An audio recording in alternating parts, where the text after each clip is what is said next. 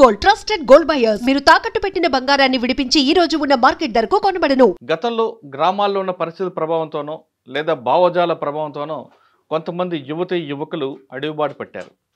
అడవులకు వెళ్ళిన తర్వాత వాళ్ళు ఏ కాలంతో పని లేకుండా నిరంతరం పేద ప్రజల అభివృద్ధి కోసం కృషి చేశారు. జన్మనిచ్చిన తల్లిదండ్రులను పక్కన పెట్టి రక్త సంబంధం కన్నా వర్గ సంబంధమే ముఖ్యం అంటూ వాళ్ళ చాలా కార్యక్రమాలు చేపట్టి ప్రభుత్వాలు కూడా కిందకు వచ్చి గ్రామీణ ప్రాంతాల అభివృద్ధికి దోహదపడ్డాయి. ఆ విధంగా అడవులోకి వెళ్ళి కొంతకాలం తర్వాత వ్యక్తిగత కారణాలతోనో లేదా అనారోగ్య సమస్యలతోనో బయటకు వచ్చిన వారు కానీ లేదా సరెండర్ అయిన వారు కానీ పరిచయం చేసే కార్యక్రమంలో ఈ వారం మన guest Malyala Lakshmaiah alias Devanna, deputy commander special protection force action team.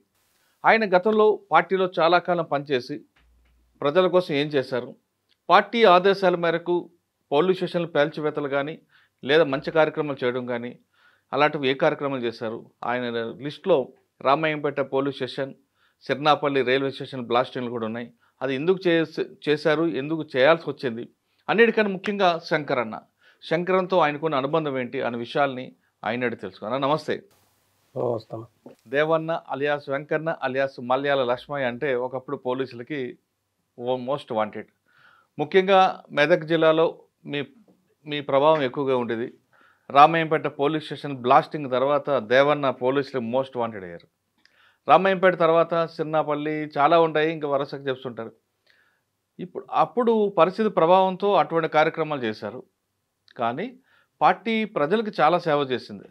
మీరు పార్టీలోకి వెళ్ళిన తర్వాత ప్రజల కోసం ఏం చేశారు, ఎందుకు బయటికి రావాల్సి వచ్చింది, వచ్చిన తర్వాత ఇప్పుడు మీ జీవన విధం ఎలా కొనసాగుతుంది, ఈ 3 ప్రశ్నలకు సమాధానం చెప్పే ముందు లక్ష్మయ్య అలియాస్ దేవన్న కుటుంబ నేపథ్యం, ఎందుకు పార్టీ వైపు భావజాలం ప్రభావంతోనా లేదా నిజంగానే మీ గ్రామాల్లో పెత్తందారుల పోకడుండి వాళ్ళని ఎదిరించడానికి అటువైపు వెళ్ళారా? పెత్తందారులు కూడా ఉండే. ఎవరన్నా మీది సొంత ఊరు ఎక్కడ? మాది కోనరావుపేట మండలం నిమ్మపల్లి గ్రామం, రాజన్న సిరిసిల్ల డిస్టిక్. అన్నలు అచ్చుడు పోగుడు ప్రభావం వల్ల మేము అంటే ఊర్లో లేదా పెత్తందారులది భూస్వాముల వ్యవస్థ అంత ఉంది. అప్పుడు దొరలు ఉన్నారు, మా గ్రామంలో కూడా భూస్వాములు ఉన్నారు, పెత్తందారులు ఉన్నారు. వాళ్ళందరికీ వ్యతిరేకంగా మేము వెట్టి సాకి. ఎంతవరకు చదువుకున్నారు మీరు? నేను పార్టీలనే చదువుకున్నాను, చదువుకోలేదు. అంటే ఏ వయసులో పార్టీకి వెళ్ళారు మీరు? నేను 20 సంవత్సరాలు ఉన్నాను. 20 సంవత్సరాలు ఉండొచ్చు. పార్టీలోనా? కాదన్న, ఎప్పుడు పార్టీలో ఎందుకు వెళ్ళాల్సి వచ్చింది? 89లో వెళ్ళాను. ఎందుకు? ఎందుకంటే ఇక కొన్ని అనివార్య పరిస్థితుల వల్ల. ఏంటో అనివార్య పరిస్థితులు? పార్టీ వచ్చింది అప్పుడు గ్రామాల్లోకి వచ్చింది. మా దగ్గరగా జనశక్తి పీపుల్స్ వారు రెండు చాలా తిరిగేటి. నేను అప్పుడు చిన్న ధారమైన బాలసంతల ఉప్పులాయ చిన్న ఉండేది, ఆయన ద్వారా పార్టీలోకి వెళ్ళిపోయినా.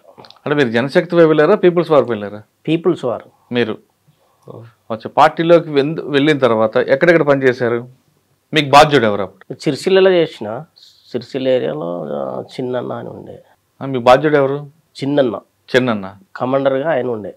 Chinnanna alias ఉప్పలాయ, alias బాలసంతల ఉప్పలాయ alias Chinnanna. తర్వాత ఆడికి వెళ్ళి భీమగల్ పోయిన, అక్కడ మురళి అని. పార్టీలో వెళ్ళిన తర్వాత మీ ఫస్ట్ పని ఏముందన్న?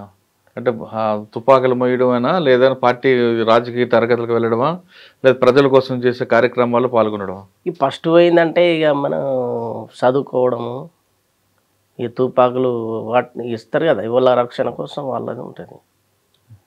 అట్లా ఎదిగినాక మన బాధ్యతలు అప్పచెప్తారు. అంటే పార్టీలకు వెళ్ళి చదువుకున్నారు మీరు? ఏం చదువుకున్నారు, ఎంతవరకు చదువుకున్నారు? ఇక దానికి సర్టిఫికెట్ ఉంటుందా? చదివినాము, తెలుగు మాత్రం. ఎవరు నేర్పారు మీకు? ఈ అలా చదువు వచ్చిన వాళ్ళు ఎవరన్నా ఉంటే వాళ్ళకు అప్పచెప్తారు. ఎలాగుంటుంది అని దినచర్య ఎలా ఉంటుంది చెప్పండి? మీరు వెళ్ళేసరికి, మీరు లోపలికి వెళ్ళేసరికి దినచర్య ఎలాగుంటుంది ఉదయం నుంచి రాత్రి వరకు? ఈ బాగానే ఉంటుంది, అక్కడ అలవాటు అయితే అదే మంచిగా అనిపిస్తుంది.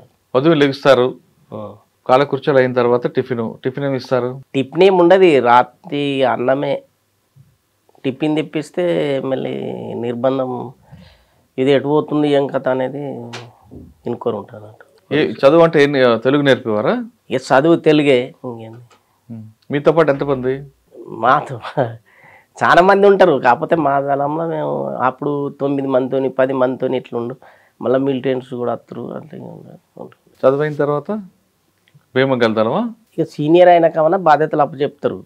దళ సభ్యు నుంచి డిప్యూటీ కమాండరు, డిప్యూటీ కమాండర్ నుంచి షాక్ మెంబర్ నుంచి డిప్యూటీ నుంచి కమాండర్ చేస్తారు. కమాండర్ నుంచి డీసీ, జిల్లా committee, regional committee, state committee, కేంద్ర కమిటీ అట్లా.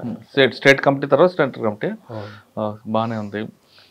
పార్టీలో మీరు సీనియర్ అయిన తర్వాత బాధ్యతలు ఇచ్చారు కదా, మీకు ఇచ్చిన బాధ్యతలు ఏంటి? నేను డిప్యూటీ కమాండర్ చేసిన.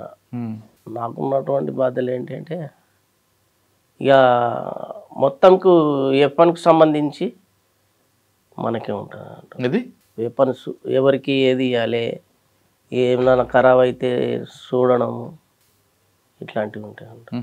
డిప్యూటీ కమాండర్ బాధ్యత మిలిటరీ పరంగా. అచ్చా. మిగతా రాజకీయ ఇక పరంగా రాజకీయ పరంగా అయితే కమాండర్ చూసి మాట్లాడుకుంటాడు, అన్ని విషయాలు చెప్తాడు, యూత్తోని మాట్లాడతాడు. దాంట్లో మాకు కూడా కొన్ని గ్రామాల్లో మాట్లాడడం ఉంటుంది. అంటే తుపాకుల బాధ్యత మీది. అప్పుడు ఏ తుపాకులు ఉండేవన్న మీ దగ్గర? అప్పుడు ఎస్ఎల్ఆర్ ఉండే, ఏకే ఉండే, 303 ఉండే, double barrel, single barrel, 8mm. ఇవన్నీ మీకు నేర్పారా ఎలా వాడాలి? అవన్నీ నాకు వస్తాయి. అన్నీ వస్తాయా? నేనే నేర్పిద్దుండి ఇంకా కొత్త వస్తే. మీకెవరు నేర్పారు? మాకు సీనియర్ చూసినాక వస్తూ ఉంటుంది కదా. అన్నిట్లో ఫైరింగ్ మీకు అలవాటు ఉంది? అన్నీ వస్తాయి. 303, SLR, AK-47 అన్నీ. ఇవన్నీ ఎక్కడ వచ్చేవన్న అప్పుడు తుపాకులు మీకు? ఎక్కడి నుంచి? అది పార్టీ తెప్పిస్తుంది, మాకు తెలియదు అంతా. కాకపోతే లాస్ట్లో మేము ఏం చేసినామంటే ఎక్కడ వీక్ ఉంటే అక్కడ దెబ్బ ఒకటి తీసుకోవాలనేది నిర్ణయం. అంతకుముందు ఏంటంటే ఈ ప్రాణాలు అటే పోతున్నాయి, పైసలు అటే పోతున్నాయి, తుపాకులు అటే పోతున్నాయి. రాంగ పట్టుబడి ఈ రకంగా జరిగింది. కాబట్టి అక్కడికి వెళ్ళి వచ్చే పరిస్థితి లేదు. కాబట్టి ఇక్కడనే మనం చేయాలనేది చేసినాం అన్నట్టు. సరే, మీరు భీమగల్ దళంకి ఇచ్చారు, తుపాకులు బాధ్యత ఇచ్చారు. తుపాకులు ఎవరికి, ఏ కేడర్కి ఏది ఇవ్వాలి అనేది మీరు ఎలా డిసైడ్ చేస్తారు? ఇప్పుడు కమాండర్ ఉన్నారు, ఆయనకే తుపాకు ఇవ్వాలి. AK-47 ఎవరికి ఇవ్వాలి, SLR ఎవరికి ఇవ్వాలి, ఎలాగ మీరు దాన్ని డిసైడ్ చేసుకెళ్తారు అని విభజిస్తారు? అయితే కొత్తగా వచ్చిన వాళ్ళకు సింగిల్ బ్యారల్, డబుల్ బ్యారల్ ఇస్తారు. అవి వేటకు సంబంధించినవి, యుద్ధానికి సంబంధించినవి కావు. 303 కొంచెం సీనియర్ అయిన వాళ్ళకు ఉంటాయి అన్నట్టు, అది యుద్ధం చేసేది. SLR, AK ఎట్లా స్థాయిని బట్టి ఇవ్వడం. AK-47 ఎవరికి ఇస్తారు? కమాండర్కి ఇస్తారు. ఎక్స్ట్రా ఉంటే మళ్ళీ డిప్యూటీ కమాండర్కి ఉంటుంది. ఏది ఎక్స్ట్రా ఇంకోటి ఉంటే ఎక్స్ట్రా ఉంటే డిప్యూటీ కమాండర్. కమాండర్ అంటే తుపాకీ బట్టి మనిషికి విభజిస్తారు కదా. AK-47 కమాండర్కి ఇస్తారు. SLR కూడా అలా సెల్ కమిటీ ఉంటుంది కదా, ముగ్గురు ఉంటారు కదా, దాంట్లో ఎక్స్ట్రా ఉంటే ఆ ముగ్గురు లెవెల్ అయినా పట్టుకోవచ్చు. Shock member. నెక్స్ట్ అయితే డిప్యూటీ కమాండర్కే ఉంటుంది. 303 ఇక షాక్ మెంబర్కి ఉంటుంది. ఎవరికి? ఇంకా ముగ్గురితో కమిటీ ఉంటుంది కదా, ఒకళ్ళు డిప్యూటీ, ఒకళ్ళు ఇది ఉంటుంది కదా, ఇట్లా ఇవ్వడం అన్నట్టు. అయితే అప్పుడు మేం చేసినప్పుడు దళానికి ఒకటే ఉండేది అన్నట్టు. ఏది SLR కానీ లేకపోతే AK కానీ. తుపాకీ అడవిలో నేర్పినప్పుడు ఫైరింగ్ సౌండ్ వస్తుంది కదా, ఎలా నేర్పేవారు మరి? సౌండ్ వస్తుంది. మరి ఎలా నేర్పుతారు సౌండ్ రాకుండా? మీ సౌండ్ వేస్తే పోలీసులు తెలిసిపోద్ది కదా. అక్కడికి ఏం రారు కానీ, అంత దూరం ఏం రారు. రారా? మేము ఆ ఊరికి ఈ ఊరికి మధ్యలో వెళ్ళినప్పుడు ఇది చేస్తాం అన్నట్టు, ఈయన రాకుండానే. ఈయన వస్తే షికారీ ఉంటాయి కదా, ఎన్నో కొడతారు షికారీ.